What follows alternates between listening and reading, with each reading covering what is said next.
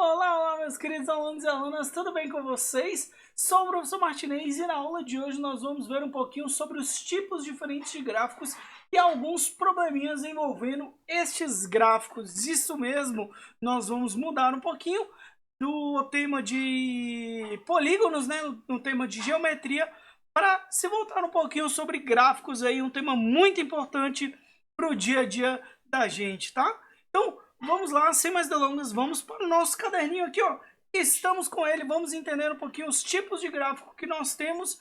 Nós temos aqui, nós vamos separar aqui alguns tipos de gráficos, entender como é que eles funcionam, para que eles servem e como eles são utilizados, tá?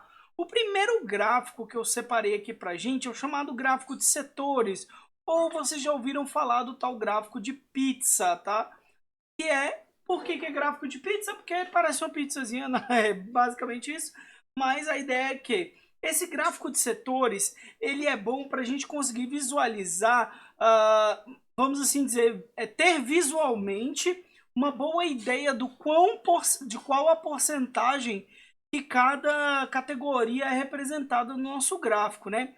Então vamos imaginar que nós tenhamos aqui um gráfico, né, como exemplo aqui, um gráfico que mostra a quantidade de pessoas que vão votar em um candidato A, a quantidade de pessoas que vão votar em um candidato B, ou a quantidade de pessoas que vai votar brancos, nulos ou outros candidatos. O que nós temos aqui no nosso gráfico é a quantidade de pessoas que vão votar no candidato A representa 50%, ou seja, metade da nossa circunferência, né, que é o que representa o nosso gráfico de setores aqui, tá? O candidato B ele é representado por 25% aqui e os brancos e nulos também é representado por 25%.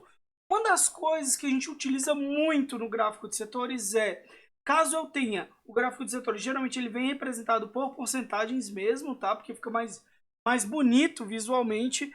E às vezes a gente tem um número total, né? Ah, sabendo que são 1000 candidatos, quantos são? Se eu tivesse 100 candidatos, gente, né? Se eu tivesse 100 pessoas na minha entrevista, quer dizer o quê? Que 50 pessoas votariam no candidato A, 25 pessoas votariam no candidato B, 25 pessoas votariam em branco ou nulo, beleza? Vamos lá, que eu sei que para vocês sempre fica mais fácil com um exemplozinho aí, ó. Então, ó, em uma pesquisa onde 2.673 pessoas foram entrevistadas com o seguinte questionamento: o que leva as pessoas a se mudarem para condomínios fechados fora das grandes cidades? Então, essa é a nossa pergunta, né, a pergunta feita pela entrevista. As respostas foram organizadas no gráfico a seguir. Como vocês viram, o gráfico está dividido em porcentagem, né? Então, das pessoas que preferem morar em condomínios, algumas preferem espaço, outras preferem conforto, outras preferem segurança e outras preferem tranquilidade. Só que aqui está em porcentagem, tá? E se eu quisesse saber, dentro de cada uma dessas categorias, quantas pessoas preferem cada um deles, tá? Vamos começar por espaço aqui, tá? Então vamos escrever espaço. Espaço eu sei que são 12%, tá, gente? 12% dos entrevistados vão preferir espaço. E quantos são os meus entrevistados? Os meus entrevistados são 2.673 pessoas. Então eu preciso saber quanto que é 12% de 2.673. Vamos fazer aqui do ladinho, ó, de uma maneira bem fácil, ó, 2.673 vezes 12, né? Porque a gente sabe que 12% é como se fosse 12 sobre 100. Então a gente multiplica por 12 e divide o resultado por 100. Então, ó, 2 vezes 3, 6. 2 vezes 7, 14. Mais 1. 2 vezes 6, 12. Mais 1, 13. 2 vezes 2, 4. 4.346, né? Então, 2 vezes 6, 12. Vai 1 aqui, ó. Falta 1 aqui, ó. Aqui, então aqui é 5, né? 5.343, né? 1 vezes 3, 3. 1 vezes 7, 7. 1 vezes 6, 6. 1 vezes 2, 2. Vamos somar estes números. 6, 4 mais 3 vai dar 7. 3 mais 7 vai dar 10. Sobe 1. 1 mais 5, 6. 6 mais 6, 12. Sobe 1. 1 mais 2, 3. Então vai dar 32.076. Só que nós temos que dividir por 100, né? Que é 100%. Então, nós dividindo por 100, a gente só anda duas casas com a vírgula para a esquerda. vamos dar uma, duas, então vai ficar 320,76, tá?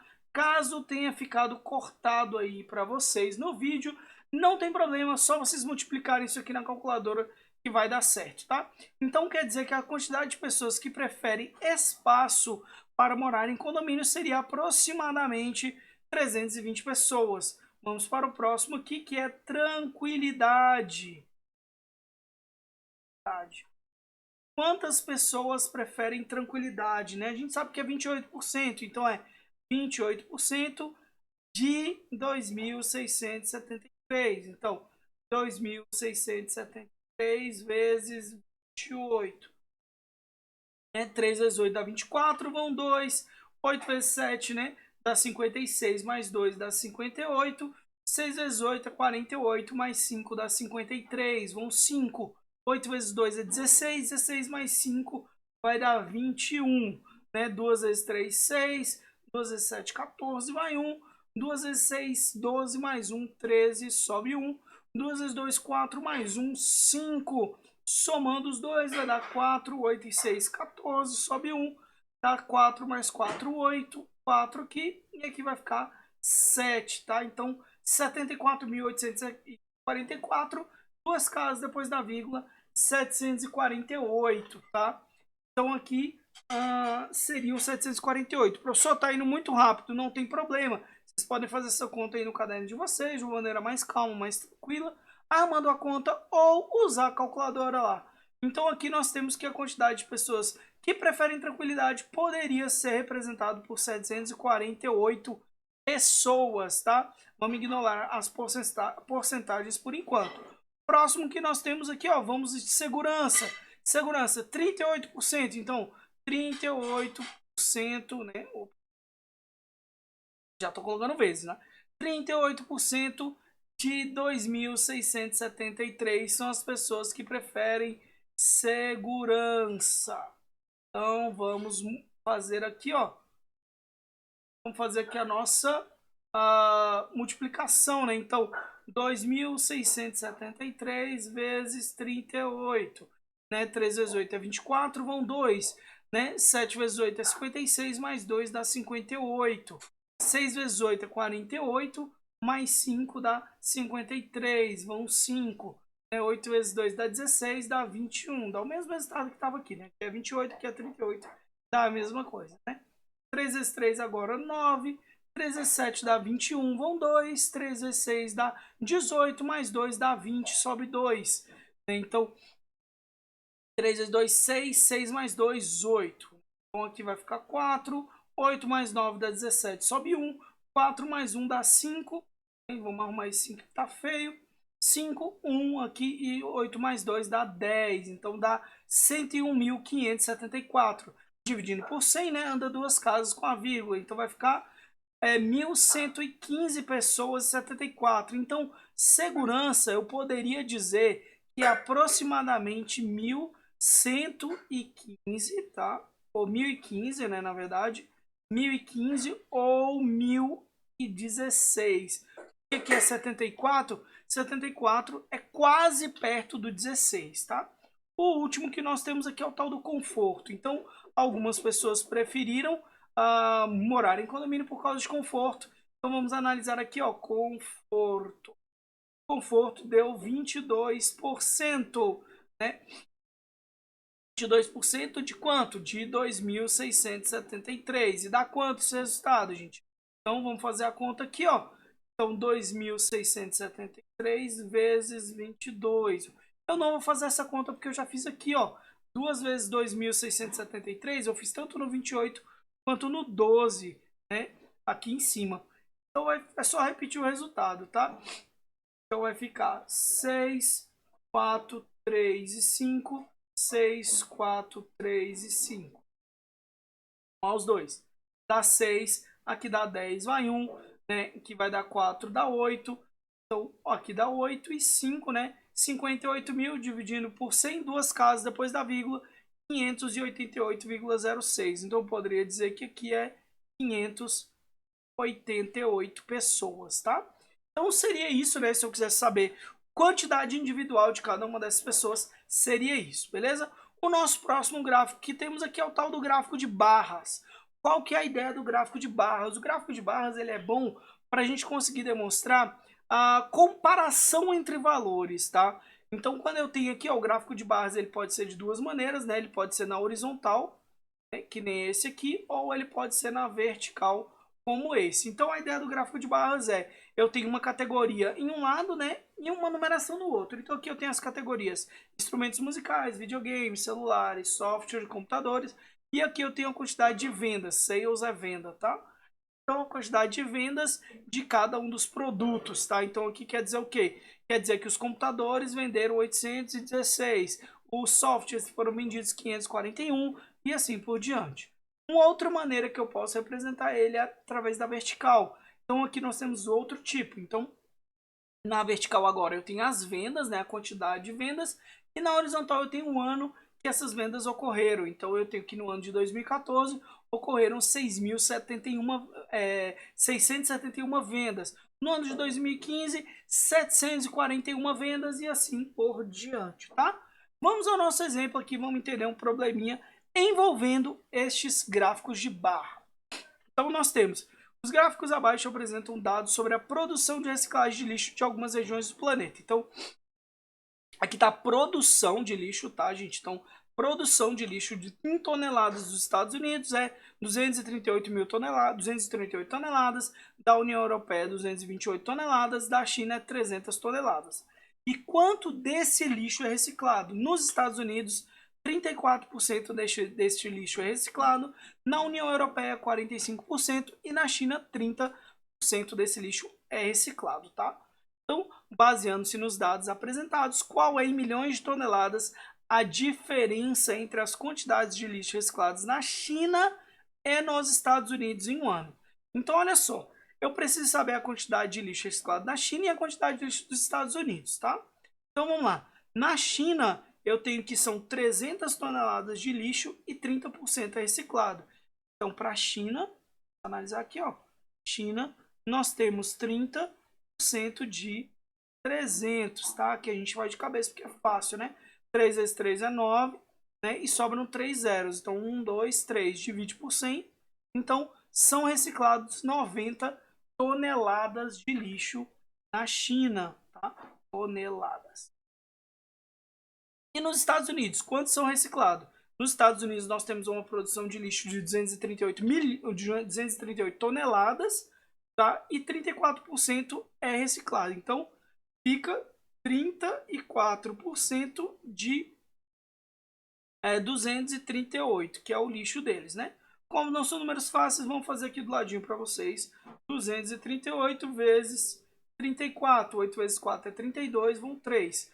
Né? Então, 4 vezes 3 é 12, mais 3 dá 15, sobe 1. 4 vezes 2, 8. 8 mais 1, 9. 3 vezes 8 dá 24, sobem 2. 3 vezes 3, 9. 9 mais 2 dá 11, sobe 1. 3 vezes 2, 6. 6 mais 1, 7. Somando os dois, aqui vai dar 2. 5 mais 4 dá 9. 9 mais 1 dá 10, sobe 1. Então dá 8.092 dividido por 100 dá 80,92. Então nós temos 80,92 toneladas. Olha só que legal, toneladas. Ele quer a diferença, gente. Tem que lembrar que diferença é uma conta de menos. Então ele quer menos o quê? Menos a quantidade da China para os Estados Unidos. Já tá até armada a continha aqui, ó. Um embaixo do outro, certinho. Então, ó, 0 menos 2 não tem como. O 9 vai virar 8, aqui vai virar 9, 9. E aqui no último 10. E pronto, é só diminuir. 10 menos 2 dá 8. 9 menos 9 dá 0. 9 menos 0 dá 9. E 8 menos 8 dá 0. Então, coloca as vírgulas embaixo de vírgula. 9,08, tá? Então, aqui é 0.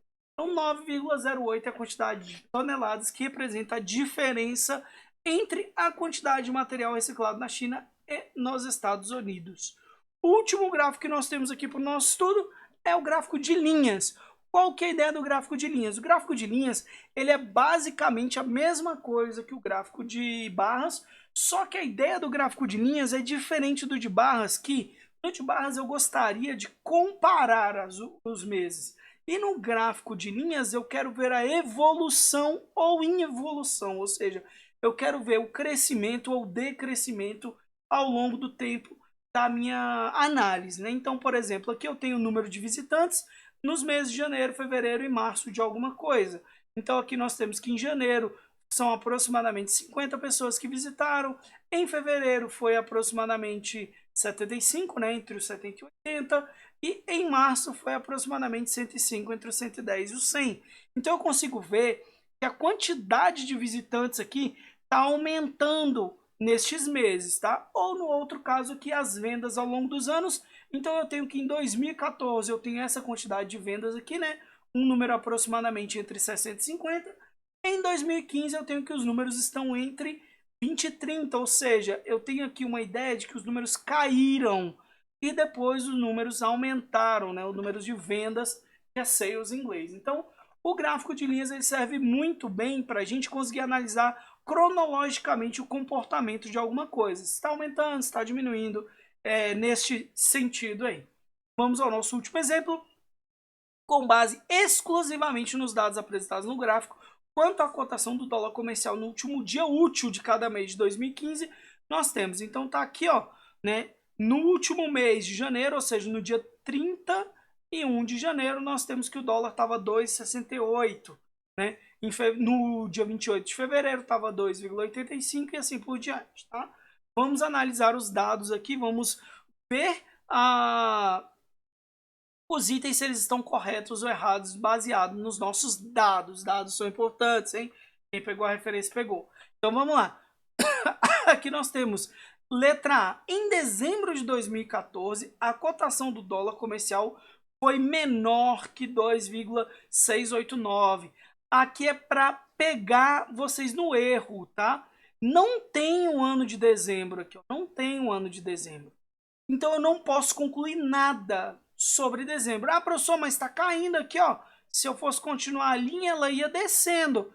Ia, mas não está escrito no gráfico. Não podemos usar essa informação para a gente aqui no exercício, tá? Muito importante se atentar exatamente o que está escrito no exercício. Letra B. O maior valor para a cotação do dólar comercial foi verificado em 28 de setembro. Então vamos lá, ó. Janeiro, fevereiro, agosto, aí em setembro aqui, ó, tá? Tem os dias direitinho. Então, em setembro, o valor cotado foi de 4,109, né? Ou seja, R$ 410, R$ 4,10 e 9 décimos centavos aí. Então, o maior valor foi esse? Não, né? Aqui nós temos o maior valor. O maior valor é esse aqui, tá? Então, estaria errado. Ainda está alto, mas não é o maior valor de todos. O próximo que nós temos aí, ó. A função que representa o valor da cotação do dólar comercial em relação ao tempo é crescente no intervalo apresentado. Ela está aumentando todos os meses? Se você analisar alguns, sim, ó. Janeiro para fevereiro aumentou, de fevereiro para março aumentou, só que de março para abril ela caiu.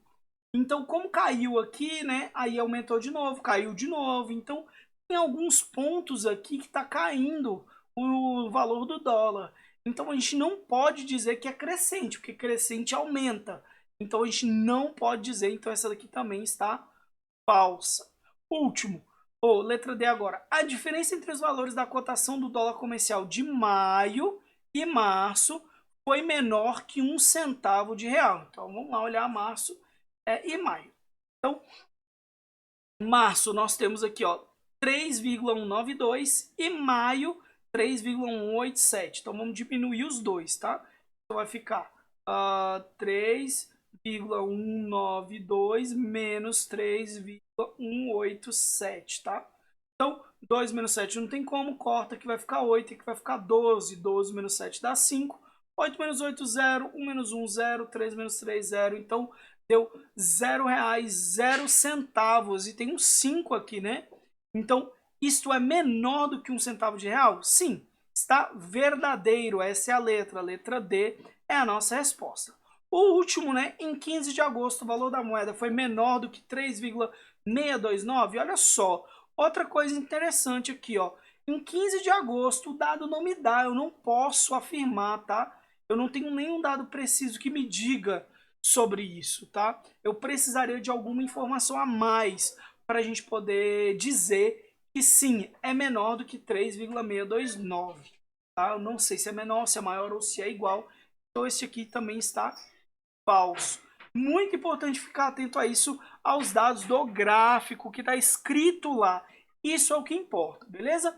Então, gente, é isso aí, foi o vídeo de hoje. Ele ficou um pouquinho maior do que os normais, mas é isso aí mesmo. Tem os conteúdos que são maiores, outros que são menores. A gente consegue sucintar eles aqui em um vídeo pequeno para vocês. Espero que tenham gostado de verdade. Não se esqueçam de tirar as dúvidas comigo toda segunda-feira de 9 às 11 lá no Google Meet. Se perdeu o Google Meet, não tem importância, podem mandar mensagem no WhatsApp também, que a gente tira dúvida ao longo da semana, beleza?